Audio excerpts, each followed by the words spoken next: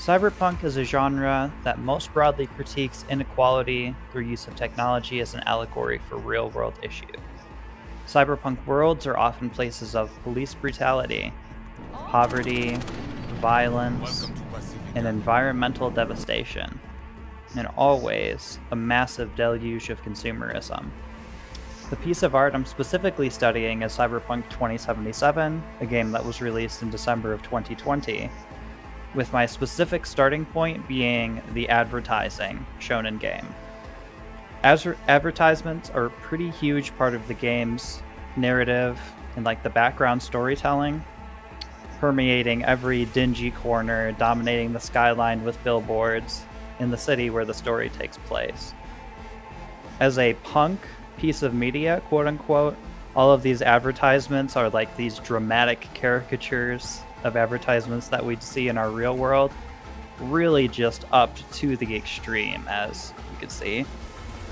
More specifically, I'm studying the objectification of women's bodies that this society engages in with their advertisements. In class on March 30th, Professor Numi described objectification as modifying a woman to be a sexual object through, quote, cutting off the head, for instance, or reduction to an image that totally removes humanity.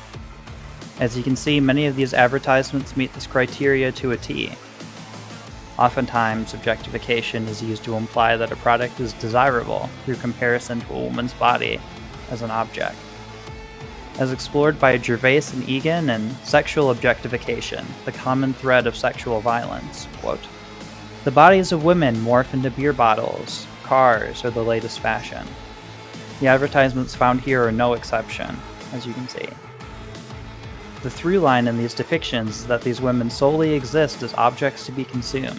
They're the products in and of themselves. Gervais goes on to explain, objectified women are also seen as less friendly, less intelligent, and less worthy of moral treatment. Indeed, when people objectify women, their attention remains stuck on their body parts, and people sometimes fail to consider the minds of objectified women at all. The result of this? They go on to posit that cultures of sexual objectification present fertile ground for sexual assault.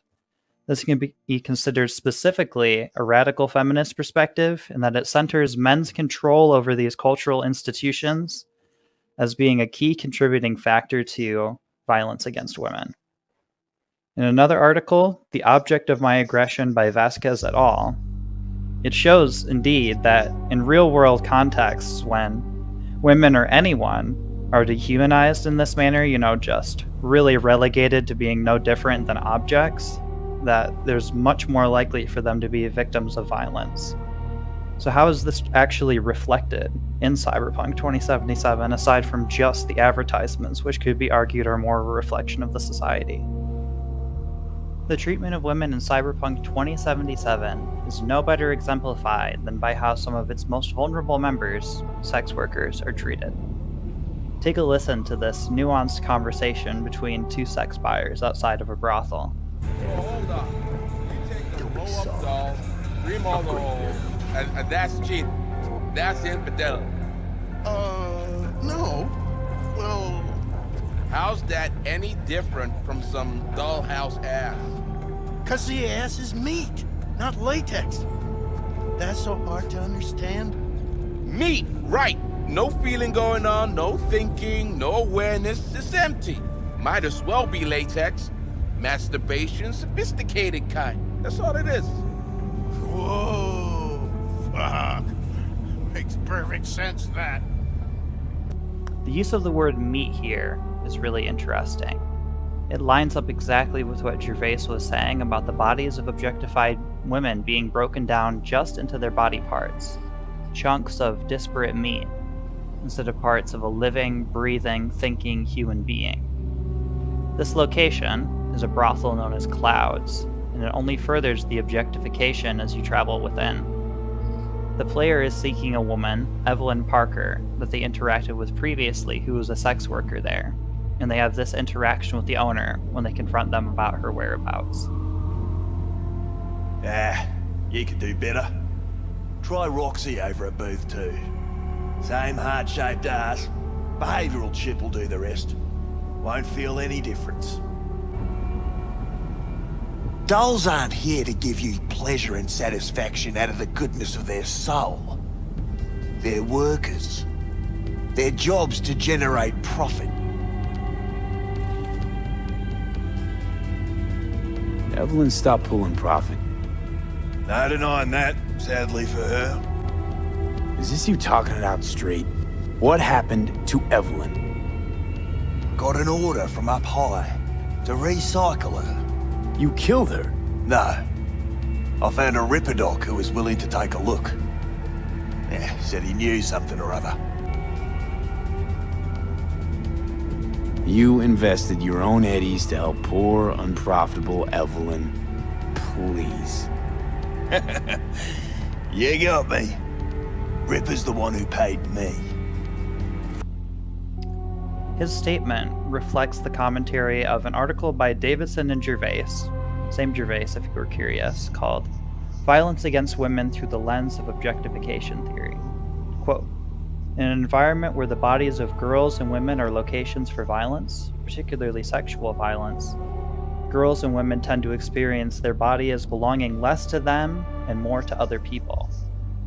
The terms that he uses to discuss this woman's life first boil down to her interchangeable, quote, heart-shaped ass, and then discussed as property, an asset that generates profit for him and then is recycled when is no longer useful. She is deprived both of her autonomy and her humanity by this process. Looking at the presentation of sex workers here, I feel comfortable stating that this specific section reflects both ideas of radical and Marxist feminism. When you take a broad, objective, and critical view of sex work, you may draw the conclusion that it's not inherently degrading or less than compared to other forms of labor.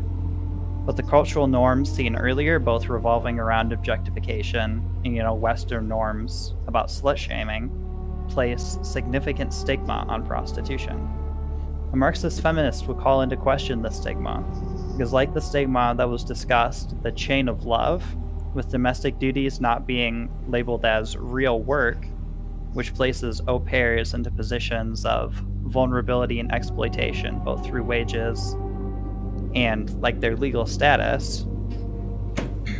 The stigma against sex work deprives these women of legal and physical protection, which allows others to undermine their autonomy. Marxists would go further and point out the fact that this cultural norm is very convenient for pimps. The capitalists who benefit from sex work, who can exploit the vulnerability of these women who are deprived of legal protection and gain in profit as well as power. Radical feminists would additionally rail against the fact that these women are being labeled as dirty and disposable, as this power arrangement makes them significantly more likely to be victims of violence. But how far does the disposability stretch? Made for this shit, Chop shops. What they do to people. Fucking scab psychos. More jobs like this. Te lo juro por mi madre.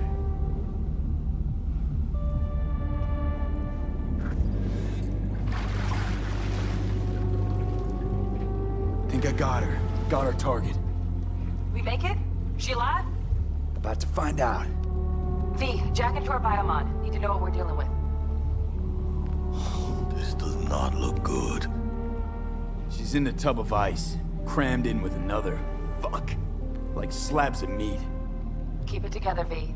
If she survives, she won't remember a thing. Tiny scar on the subconscious, that's all. People who live through shit like this get panic attacks. Without ever knowing why. Just sipping a glass of ice cold water and suddenly your hand's shaking. V, jack into her biomon. We need to know what we're dealing with. One of the most common crimes seen in the world of Cyberpunk 2077 is known as scavenging, wherein a victim, usually a vulnerable woman such as a sex worker, is kidnapped, and then all of the implanted technology in their body is removed for resale. This is often performed in quote-unquote chop shops or slaughterhouses. This draws back the image, if you recall the previous gentleman we were looking at, who discussed the bodies of sex workers in terms of meat. This is now brought into an even more literal sense when you think of the imagery of animals in a slaughterhouse. You can additionally recall, in the sexual objectification article by Gervais, that an objectified woman's body is broken down and only isolated into parts that draw the interest of men. This process has received a very literal interpretation here, as women's bodies are quite literally recycled and consumed by others. They are no longer only allegorical to consumer goods, but they quite literally are transformed into consumer goods. The fate of one of the more lucky of these women can be seen in Evelyn Parker, the woman that was being discussed with the pimp earlier. You find her here, kneeled in this warehouse. She's been the subject of sexual torture and violence. Within this building, you find the bodies of dozens of other sex workers who did not have somebody to come looking for them and rescue them in time. In conclusion, sexual objectification permeates the culture and the world of Cyberpunk 2077, as made evident first in its advertising, which reflects a society that treats the bodies of women, especially oppressed women, as the inanimate property of men. The treatment of sex workers in the setting reflects that the objectified status of women leaves them vulnerable to potentially fatal maltreatment. And then, finally, once the abused and vulnerable women have nothing left to give, they are stripped of parts of their body and quite literally converted into goods available for consumption.